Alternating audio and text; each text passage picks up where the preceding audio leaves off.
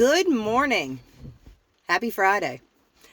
I know that was a little intense, But it's raining out and it's one of them days that can sometimes just take you and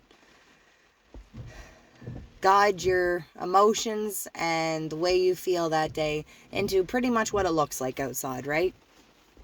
Just cold and miserable. I always find that mornings like today are always a little harder for me to get up and be like, it's gonna be okay, Katie. It's gonna be a good day. And that's just simply because the sun isn't shining through my window when I open my eyes. But there's always something soothing about the rain once you find comfort in it. Rainy days are a day that sometimes allows you to slow down. Even though rain causes a lot of problems for a lot of different jobs and people, and I guess like your day's plan, you wake up and it's raining, it's like, oh fuck, like it's raining again, right? I get that.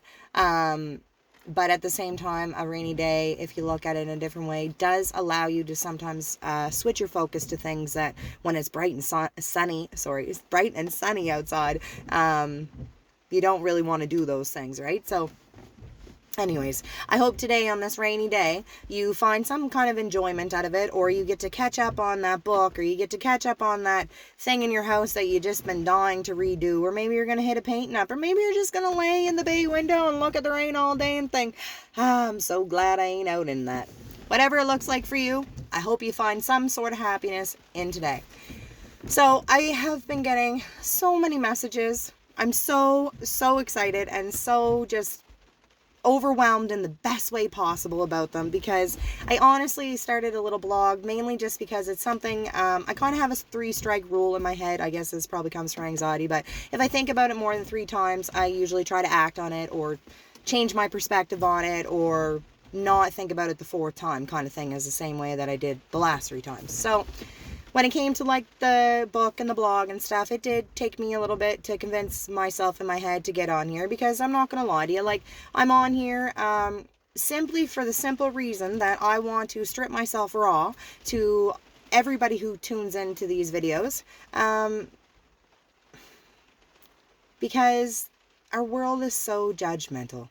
And I don't mean that, towards anybody at all. I mean that in general. I mean that our world has gotten very judgmental over different things, even right down to like Carhartt, Roots, materialistic stuff, right? So, I guess I just want,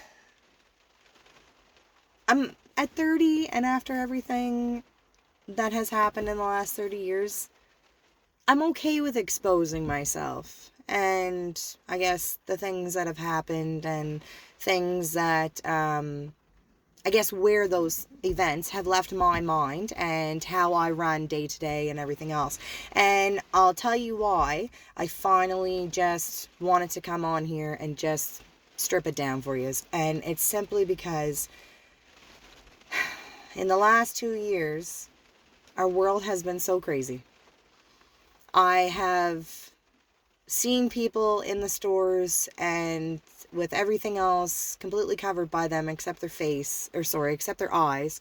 Their eyes just showed so much pain and just overwhelmed by our world, and our mental health has taken such a hard hit. We have been told for the last 2 years, I guess, what we can do, when we can do it, who we can do it with, and everybody's just finally taken a little bit of a hit, whether they took it early on or took it in the middle, or now they're just fed up and taking it at the end. So I have always taken great strength from hearing other people's stories, from people opening up to me. I know what it takes to take that out of your mind, out of your soul, and let it come out of your mouth, especially to somebody else. So today, I got thinking about just, mental health and just the different ways that each of us, I guess, find comfort in our own mental illness to continue to move forward to the next day. For me, I'm terrified shitless of the dark. Scared shitless. Don't like it. It's unknown.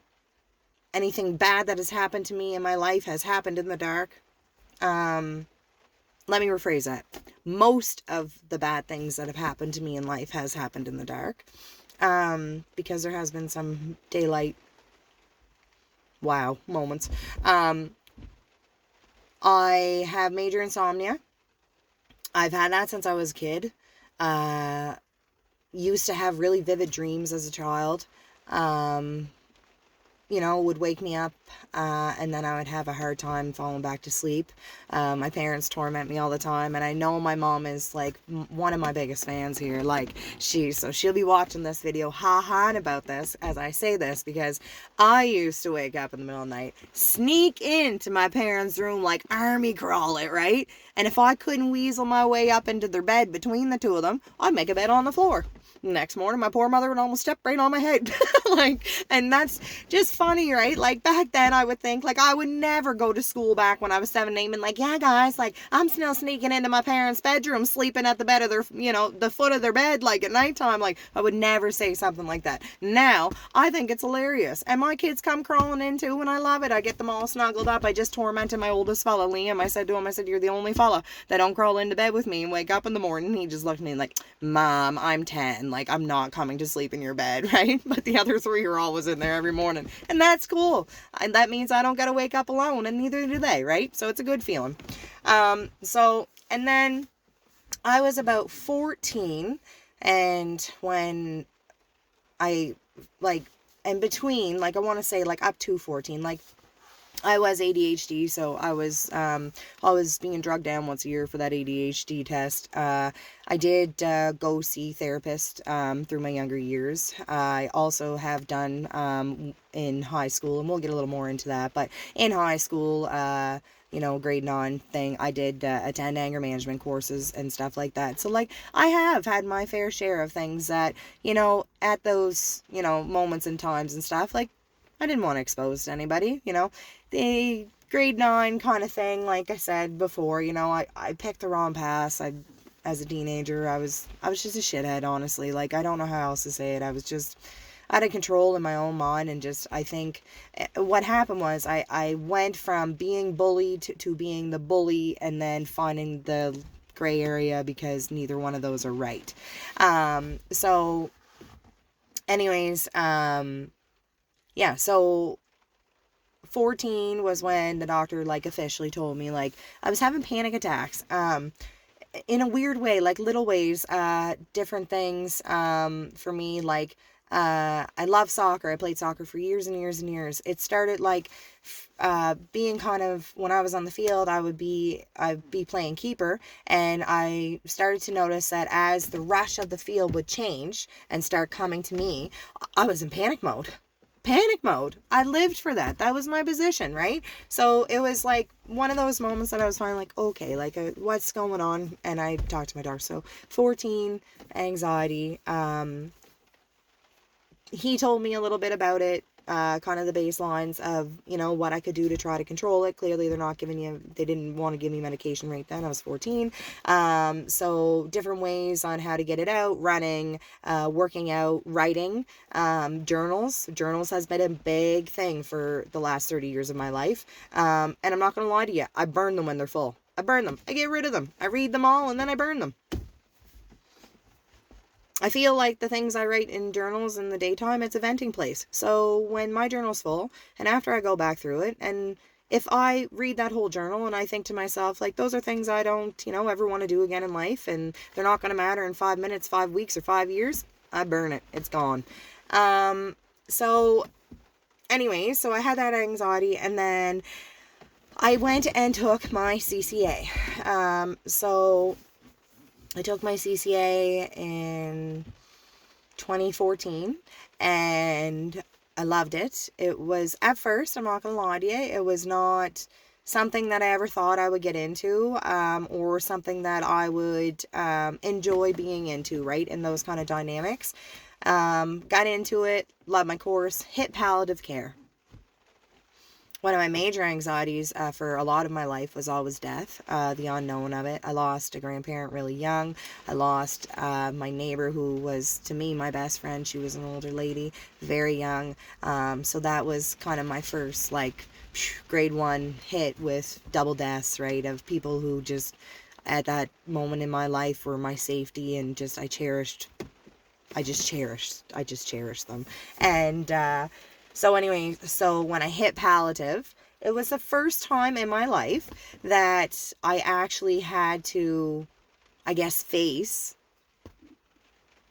that death part of it, right? And it spiraled me. I had 2 children at the time, Liam and Lorena, and they were just, Liam was about 2.5, 3. Lorena just turned 1 when I started my CCA, so she would have been about 1.5 when I got into the palliative course. And I would go home at night, and I just was not able to shut off the palliative course to my home life. So, like, I would go home at night and, like, just be sitting there on the couch, just, you know, watching my family around me, just thinking about all the things that I learned at school that day and the things that could happen. And at the time, I lived close to a bridge, the Plymouth Bridge, if anybody knows that area. And then it got to the point of OCD spiraling. I couldn't sleep at night. I would get upstairs, and then I would stop, and I would think, did I lock the baby gate? Did I lock the front door? I'd have to go back downstairs, which would require me opening the baby gate, going through the baby gate, going downstairs, checking the door, turning around, going back up through the baby gate, lay back down, think to my head again, like, shit, did I lock the baby gate? Like, I just fucking opened it. Did I lock it? I can't remember if I locked it. Like, so this went on for, I'm going to say, a couple weeks, to the point that I hit where I finally went out to my doctor and said, what is going on with me? Like, and when I'm not gonna lie to you, like, and if you've been in these moments, which, I mean, our society nowadays, like, it's fucking hard, so I know everybody has had these moments at least once. So I went into my doctor, like, I think I'm fucking crazy, like, bawling, like, what is wrong with me? Like, I'm trying so hard with everything, and I just for some reason can't calm myself down. Well, what was my breaking point was that I no longer would drive across the Plymouth Bridge, because I got such in the panic mode of not knowing which one of my 2 children's car seats I would unbuckle first if the bridge dropped out from underneath me. That's anxiety. There's OCD. That's when your mind starts spiraling.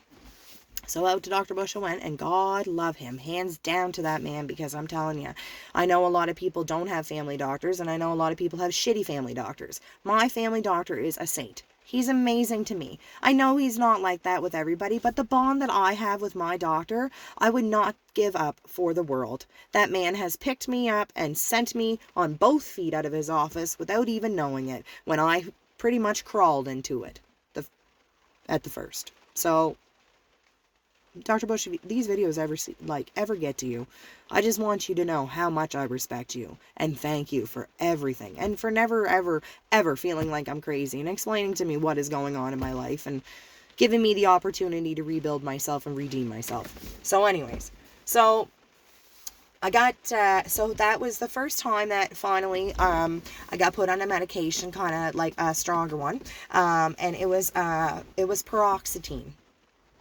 So I was on paroxetine for about 3 years, and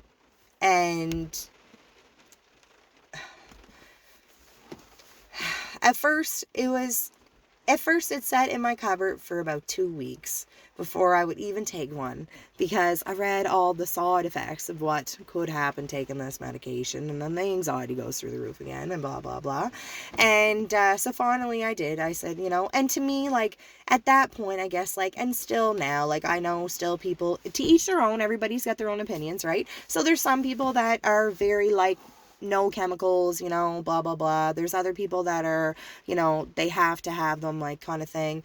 For me, whatever works for you. For me, at that point, I needed to have them. I literally couldn't calm my brain down enough anymore with it. There was not enough sunshine and not enough hours for me to go to the tanning beds to rejuvenate my mind enough to be able to get over that at that point in time. And I needed to be everything I needed to be for my kids. So I did what I had to do. I went out, and after 2 weeks of procrastinating, because I'm a procrastinator, I took the medications. It was great. It got me through it. It was okay.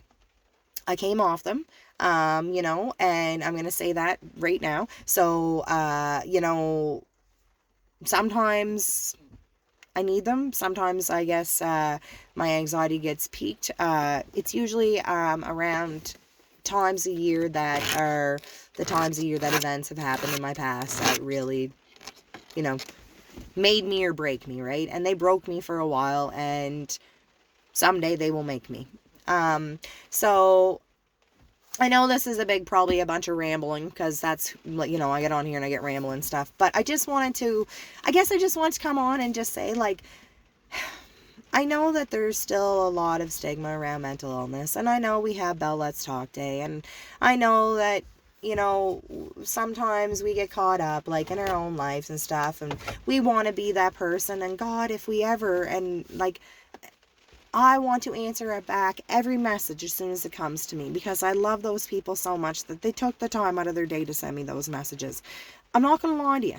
Sometimes I write out a big message, I forget to hit send, 2 days later I'm like, why didn't they answer me back? I look back, it's because I'm the snot that didn't send the message. You know what I mean? Like, life is hectic. You know, bird, squirrel kind of thing, and, well, the world we live in, it makes you more bird, squirrel. You have to be looking everywhere and figuring out your next move kind of thing. So, but I guess my point to this video, with the mental illness and stuff, was just, you know,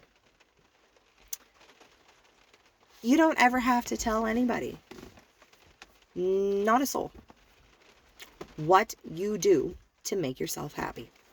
You don't ever have to explain to anybody why you take a medication, why you don't take a medication, why you run 16,000 laps a day around your house, why you do push-ups, why you go inside and you hide underneath your blankets for 20 minutes, for 2 hours. You are doing whatever it is that you have to do to survive. Be proud of that. And if you never feel like telling anybody in the whole wide world your own struggles in your mind, don't feel obligated. If you ever need, at that point, to reach out, even just to vent, to make a joke, or you just are at the breaking point that if you don't reach out, you know tomorrow's looking shaky, then you do it. I love everybody. I know that sounds crazy. I always make a joke. I say I hate everybody equally, but I don't really I mean that in a haha, like, we're all human, right? And that's the God honest truth. Like, we're all fucking human. We have all had our shit. We are all going to continue to have our shit. I don't understand why everybody has to shit on everybody. There's no need of it. The fucking world is hard enough. So whatever it is that you do throughout your day to make sure that you keep going throughout your day, then you do it. And I'm fucking proud of you. I don't care what it looks like behind your closed doors. I'm fucking proud of you. If you woke up today and you know that you're going to have some struggles, but you're still taking that one step at a time, you're beating it. You're beating your mental illness. You're beating the world. You're beating them fucking shit-ass mean girls in high school that fucking told you were dirt because you didn't have the highest gear and your nails weren't painted or whatever it looked like for you. You're winning, right? And I know how hard it is to strip yourself down in front of somebody else, for the mere fact that you never know if somebody is going to use something against you to make you feel more like a shitty person, or if they're going to wait until you walk away from them and they're going to talk smack behind your back to somebody else. And guys, I mean, when I went to high school, guys just beat the shit out of each other and shook hands and away they went. They'd usually end up out drinking or partying or playing soccer, whatever it was the next day. Girls, they're different. Girls in high school were different. Girls would all go over and get with their fucking 6 crew of friends and all talk shit about y'all around the school until everybody in the school was talking crap about you and you were like, oh, what the hell? Like, finding new things out about yourself every minute of the day. Like, so I just mean, life's hard. You know, life's amazing. Life's great. There's going to be moments that you are going to want to run and never look back. And with the gas prices, I mean, I don't know about you, but I probably ain't getting very fucking far with what's in my bank account and the price of gas right now. So, you know, that's out of the option. Like, that's totally out of the question. But I just want, you know, I just wanted to say that to every one of you, because your story's always going to look different than the next person's. That's fine. That's fine. I just want to see you all make it to the end of your story. And when you're having rough days and having rough moments, just try to remind yourself that tomorrow's a new day. That those rough moments don't mean it's got to be a rough life. There's moments that have crippled me, and I mean that, have put me right to the ground and have emotionally drained me, and for weeks I just didn't know how I was ever going to pull myself back out of that. But I did. Other people told me their stories. People told me so much that I was strong that I started believing it. Some people shit on me. Some people instigated me never healing. Some of them on purpose, and some just not even really knowing what they were doing. I am not perfect. I am not 100% healed. I have no training. When I come on here and what I say is just simply opinions of mine and experiences of mine. And I just come on to strip it raw, just for the people that sit there and listen to me ramble, and at the end of it, they just take something out of it, or they just know that the rest of the day they can do it. They can be okay. Things will work out. That's all I'm looking for. That's it. No expectations. Judgment free. No love. Let me rephrase that. No expectations. Judgment free. All love. Not no love. All love. I actually read a meme, and this is how I'm going to end this little video here. And I am going to come back on because I've had a few different little topics that are thrown my way. And I actually relate. So any topics that you ever want to inbox me, I will never mention any words, names, nothing. But if I can relate, I'll get on here and strip myself down and my experience and stuff. And so that you have it to see if it's something that you can relate to, or there's questions there that you didn't know how to ask that maybe I answered. But I'm going to leave this. It said, seen this little meme the other day on Facebook, and it said, everything in the world can be healed by love. If it's not healing, apply more love. So true. So true. So I hope on this rainy day, every one of you finds some kind of enjoyment. Much love to y'all.